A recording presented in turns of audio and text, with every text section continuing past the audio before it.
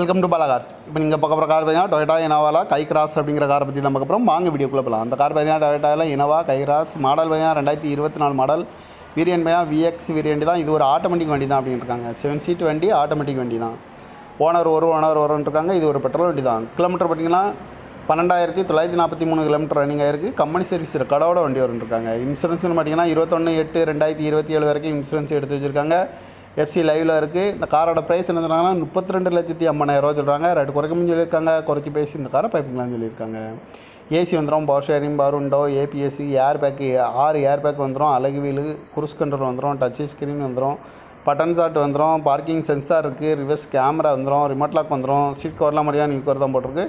Tyre பரம்பரையாக போர் டயருமே ஒரு 85% நல்லாயிருக்குன்னு இருக்காங்க. இந்த கார் பார்க்கணும் இடங்கள் பார்த்தீங்கன்னா தர்சன் கார்ஸ் ஈரோடு அப்படிங்கிற இடத்துல தான் இந்த கார் பார்க்க முடியும்.